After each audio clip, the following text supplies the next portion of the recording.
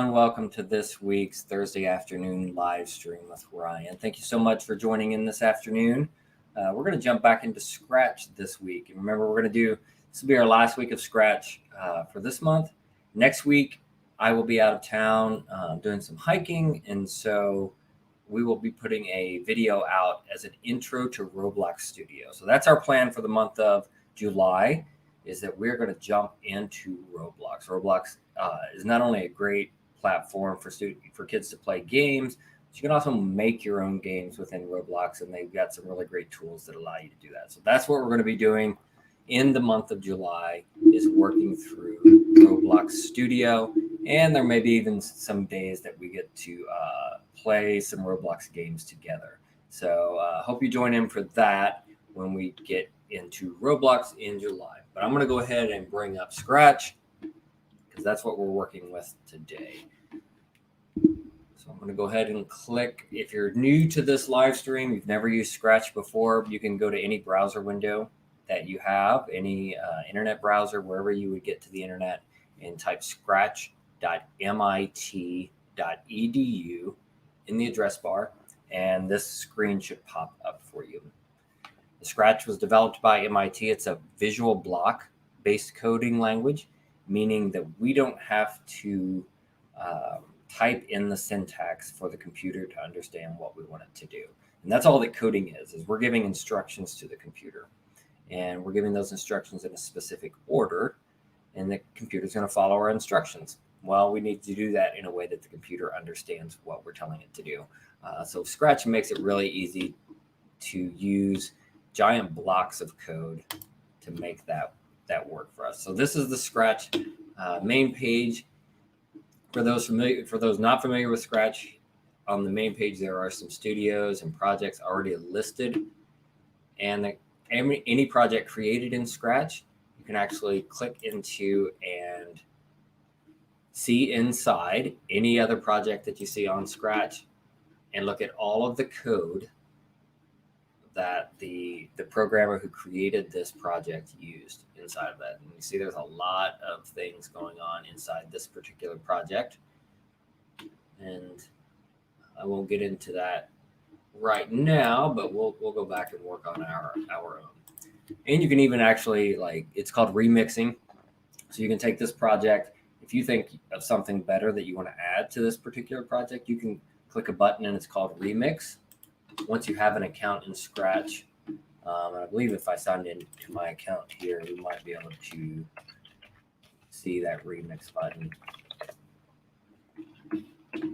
up here at the top. So once you've signed in, created a Scratch account, this green box at the top lets you what's called Remix. So you're creating a copy of this project and saving it in your own profile, and then that way later on you can edit that, edit what's here, and kind of make it a new project. And the remix process will actually attribute back to the original creator of this project. And you can look on the project pages themselves.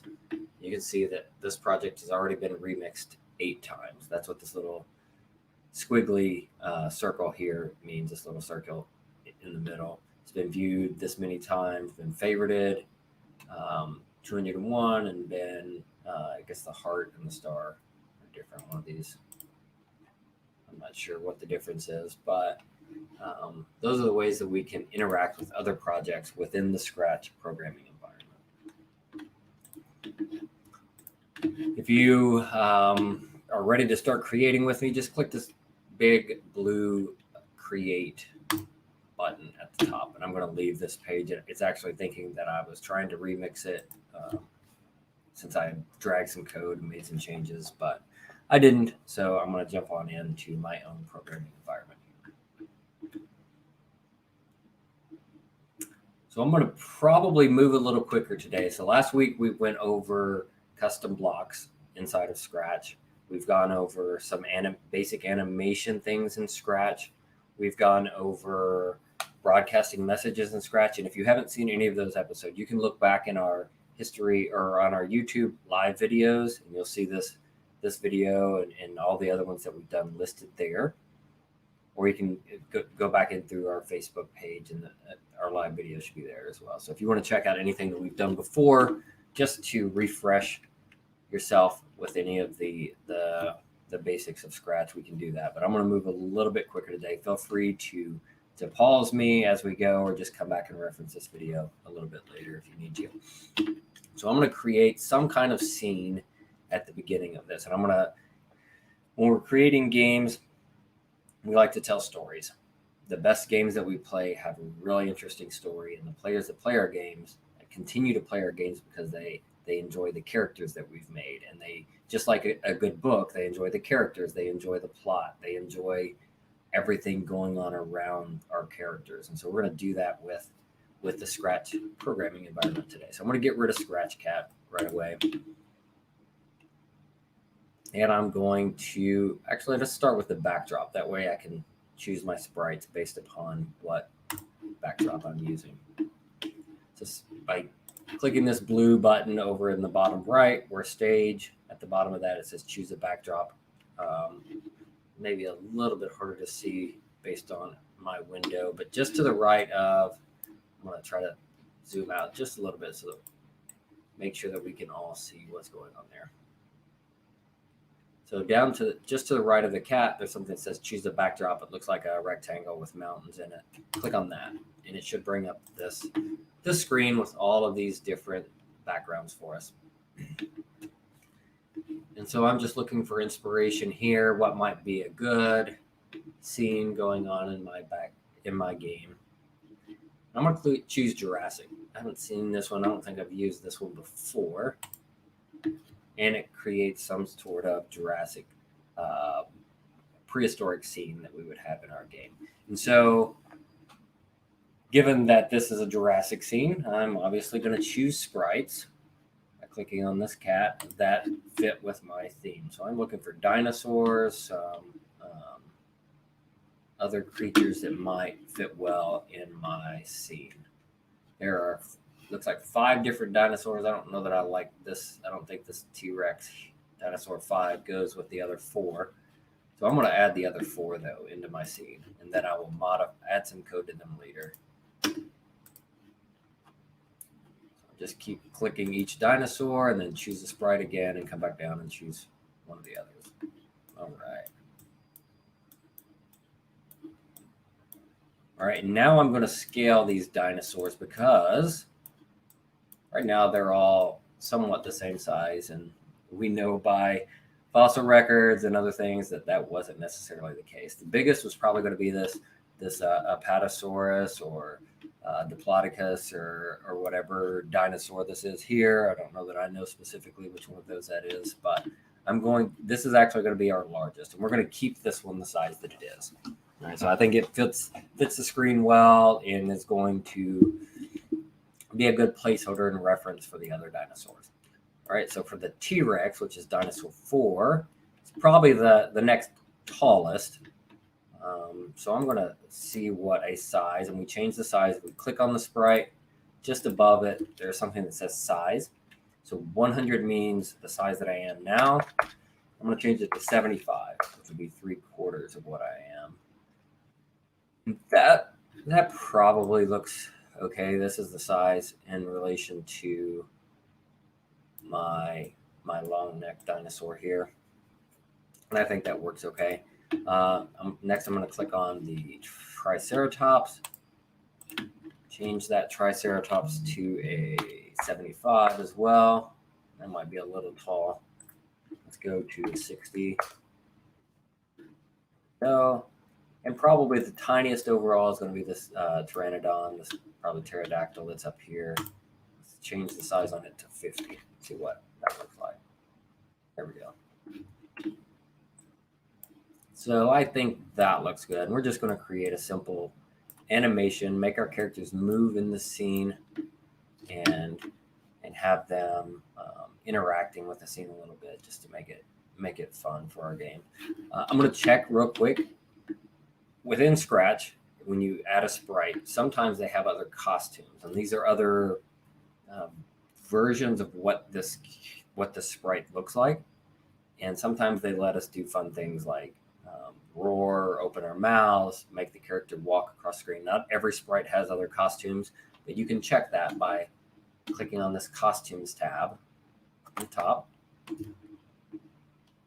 All right, so I've got my T-Rex selected down here, and the T-Rex has 4 costumes. The current one, this one that looks like the tail is sticking out, this one that looks like the smile is just a little bit bigger, getting ready to eat something, and this one that looks like, yes, the big chomp for my T-Rex.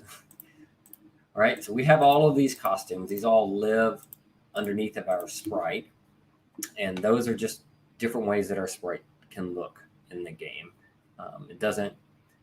Each costume doesn't have its own code or anything like that, but on our main sprite, Dinosaur 4, we can actually change which costume we're wearing inside of the code. So that lets us, maybe for different parts of the game, change that costume. Let's check the Pteranodon. Looks like one that's facing forward. Let's see, this first one's facing to the left, facing forward, flapping. So if you're trying some of this, maybe you're thinking, oh, this kind of looks like if I had this going over and over, looks like it's flying. So maybe we have something like this going on in our game. And this one looks like its hands are coming together, like Mr. Burns in The Simpsons, or some other evil character that you would see in any of your games. Looks like the ends of the wings are kind of forming hands and coming together. And this is a kind of a screeching sound. And you can leave one of these as your starting position. So actually, I'm going to, it looks like B and C go together well. They look like they're flying. So I'm going to leave it on B. And we'll set that in the code so that at the beginning of the animation, the Pteranodon is flying in, and then we'll make them flap back and forth between B and C. So I'll show you how to do that in just a moment. Let's check on the Triceratops. Triceratops looking around. Looks like all of the dinosaurs have some sort of roaring or type costume where they are opening their mouth. And the long neck. That one, the neck is really... This one looks like it's almost jumping up, like it's excited, like a horse or a dog coming up to greet someone. But I'll leave that on A as well. All right, so let's jump into the Pteranodon, because that's the one that I think we can change and it may require the most code for us today. So make sure you click on the sprite that you want to change. And it has this little indicator in the top right, letting you know that this is the sprite that we're changing with this code. So let's start at the beginning of our animation. When flag is clicked. When flag is clicked is usually the very start of when we're doing something in Scratch. See this little flag above the screen that lets us know that we're starting the game. The green flag is started. And in events, the very top event listener is when green flag is clicked. So when flag is clicked, if we want to change the costumes, we go into looks. And switch costume. Remember, B was the one we want to start out with every time that we start this game. If we don't change this at the beginning, it will always default to like the A whenever we start. And we actually want our Pteranodon to start with B. And what I want these Pteranodons to do is I want them to look like they're coming up over the horizon here, flying towards me, maybe coming off the screen. So we're going to start with the Pteranodon right here. So I'm going to click, if we go into motion, go to X and Y. So every time the flag is clicked, we're going to have costume B selected. We're going to go to here, in the middle of the screen. I'm going to go back to looks, and I'm actually going to make them smaller from what we have right now. And so whenever we're creating perspective or we want something to look like it's flying towards us in Scratch, Scratch is a 2D environment. So creating something that looks 3D, we have to just think a little bit more, and we change the size of our character as we're going. So I'm going to change the size initially by minus 20 to start out with. Does that work? Maybe a little bit more, minus 30 to minus 10 now, because it has already gone down to minus 20. Yeah, so that looks about right. So I'll change my size by minus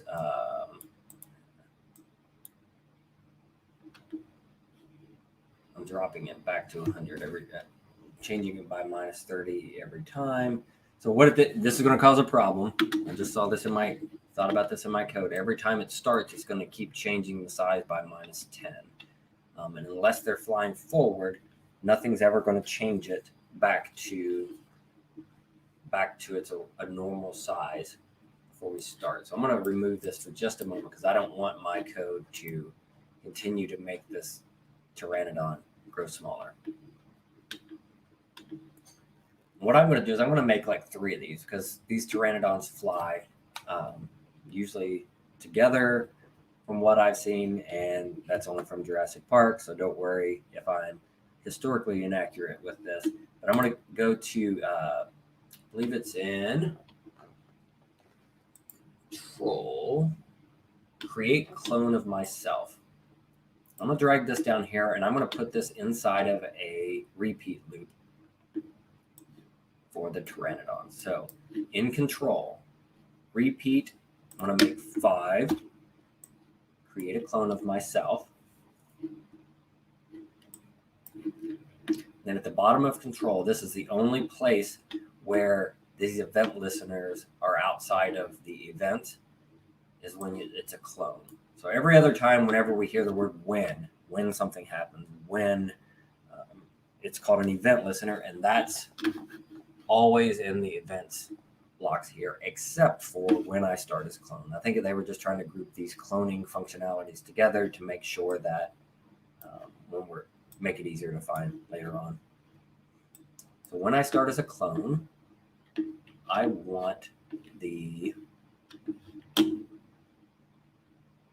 so 5 of these are going to start as a clone. I want them to start flying towards this upper corner. But as they go, I want them to get bigger each time that they get closer, so that it actually looks like they're flying forward. And I want to change their costume as they're going along as well.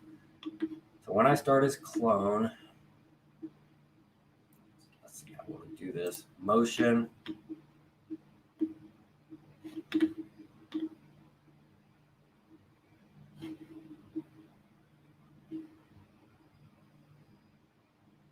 Okay, I'm going to do several things. I don't think it's thinking about it now. If I took my Pteranodon and made it fly up a little bit and a little bit and a little bit and a little bit and a little bit, I could probably do that. I think it's going to be more of a pain to do that than just doing it another way. So I'm going to do this another way. I'm going to kick off several things to be happening at the same time for my character. And that way I've got one thing controlling the motion, one thing controlling that they're getting bigger. So I'm going to create another event, create my own event. So when I start as clone, I go to Events, Broadcast, and I'm going to create a new message called Flight.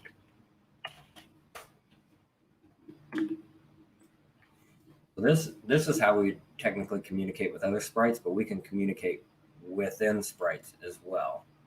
So when I start as a clone, I'm going to broadcast flight. When I receive flight, this should be interesting. I'm interested to see how this is going to work. When I receive flight, motion, glide, I want them to glide up to here. The glide lets us make a smooth movement. Glide 1 second to there. Actually, we'll do 3 seconds. Give them a little bit of time.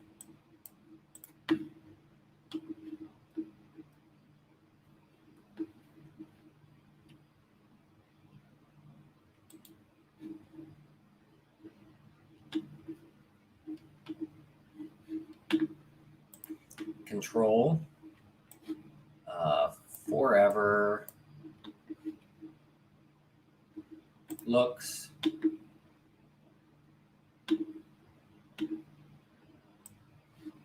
switch costume to dinosaur 3C, control, wait 1 second, duplicate, switch costume to dinosaur B. All right, so I'm gonna, okay, so they're waiting too long. 1 second's too long. And I may have introduced a bug here that unintentionally, but that's part of programming, is figuring out what it's going to do for us as we go.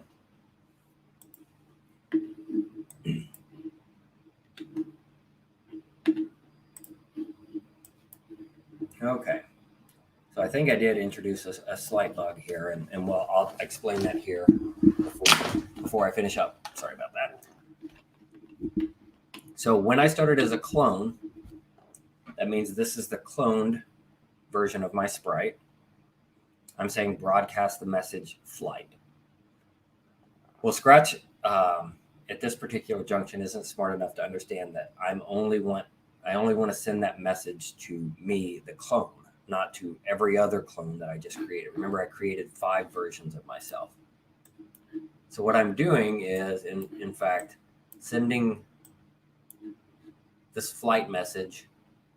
Each clone is sending this flight message to every other clone. So this is being sent out like 25 times. And so I want to make sure that it only happens for my particular version of this Pteranodon. So I'm going to fix this. I'm actually going to make this so that in between creating these clones, I'm going to wait a little bit too, just so that they look like they're flying in a line.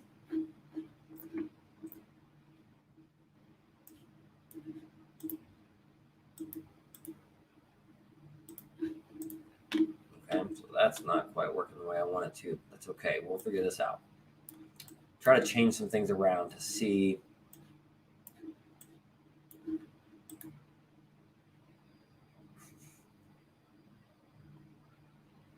A little bit better. A little bit better with what I want to do. They all are flapping in unison, which I'm not necessarily thrilled about, but that's because they're all receiving this at the same time and sending that out. So we may not have a way around that based on the way I'm doing this right now that I can think of right offhand, but we might be able to. I might be able to think of something in just a moment. One thing you may have noticed is that this original version of our Pteranodon is still setting there. So what we want to do is go into looks and hide for that one at the very beginning. And then when I start as clone, show.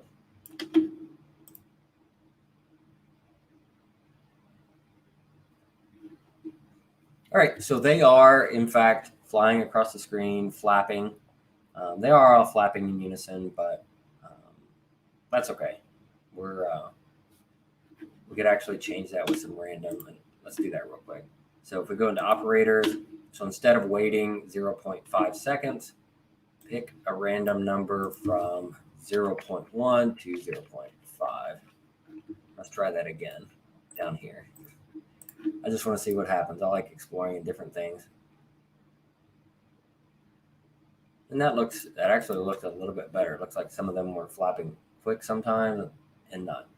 So the other thing that we're going to change is we're going to make our character a little bit bigger as they are moving up to the top of the screen. All right. Once they finish their glide, go to control, and I want to actually delete this clone. That's going to get rid of this so that it's not continuing to flap in the background. We're actually making them just fly off the screen. So we're going to make it bigger as it's switching costumes, because this is a logical place here. We're moving along, we're flapping our character as we go. Go into looks, change size by, let's say 0.5 each time. Now they're super large.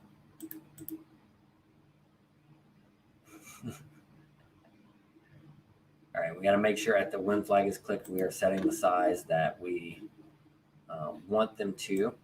Apparently this 5 may be too much as we go along. So I'm going to change this to 1. And then let's set the size at the very beginning to 50%. Go down here and change it to 100 so that when we start it, it will be at 50. 1 is probably not enough. Change it to 3. All right, I'm going to change 50 to 30. I think 30 might be actually a little bit better, and change size by 5.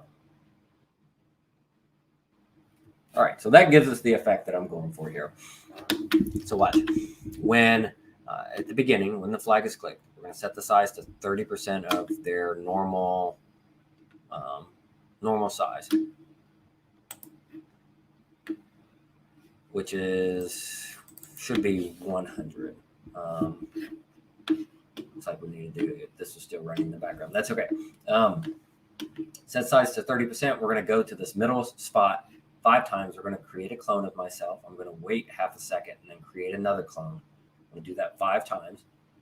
Each time I start as a clone, I'm going to show, because I've been hidden over here. I don't want that original sprite to be showing up. I'm going to send a message to say start flight, which is a forever loop of changing the size, switching the costumes. I'm going to glide 3 seconds to get all the way up to the corner, and then I'm going to delete this clone. And the other thing I may do here, I think there's a stop.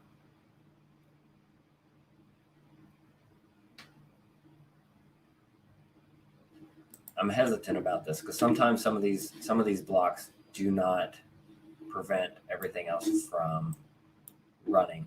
So what's happening now is that even though the clone is deleted, this original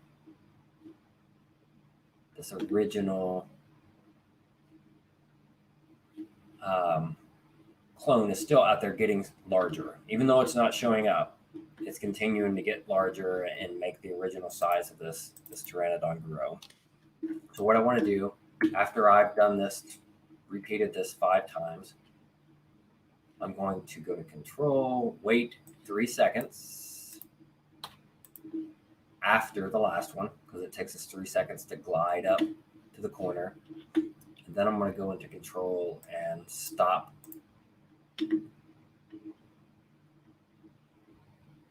other scripts in the sprite. Let's see if that gets what we want it to do.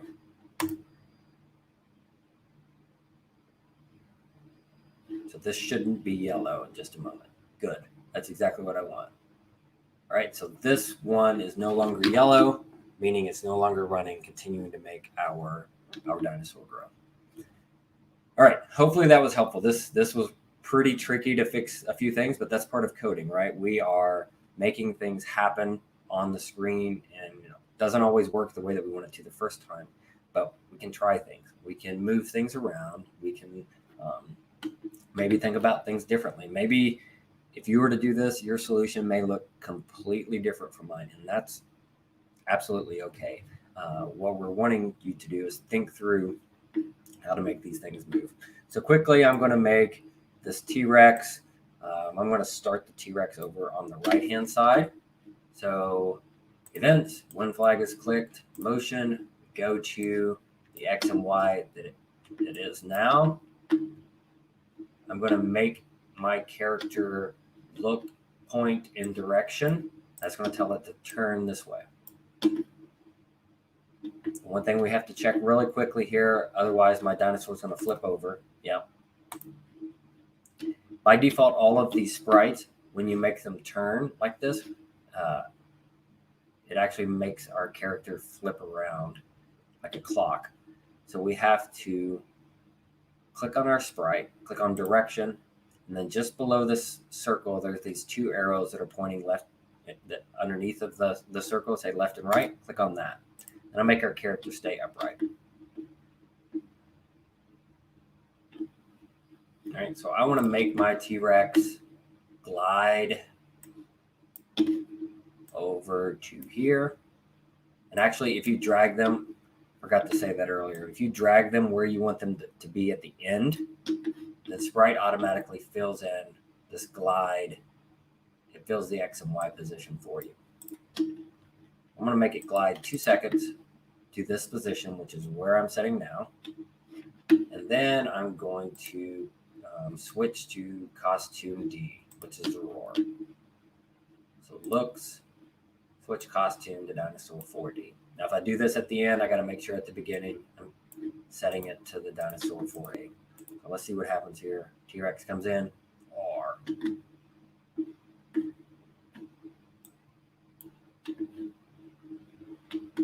All right.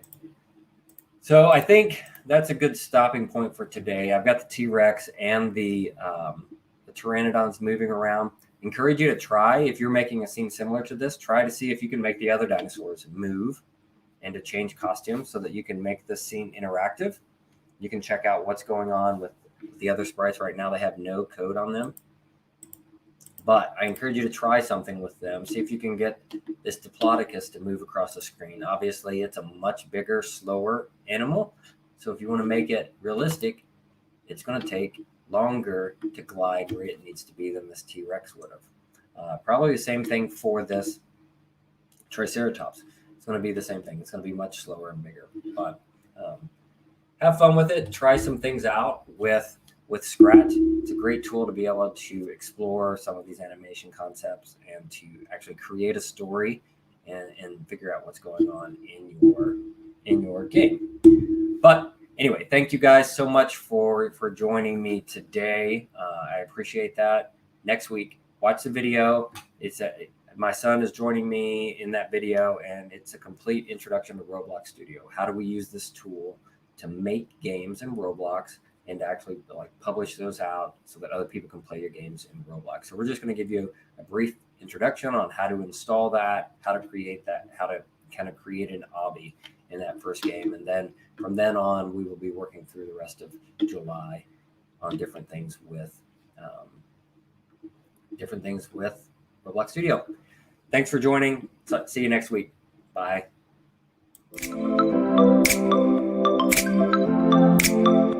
Thank you.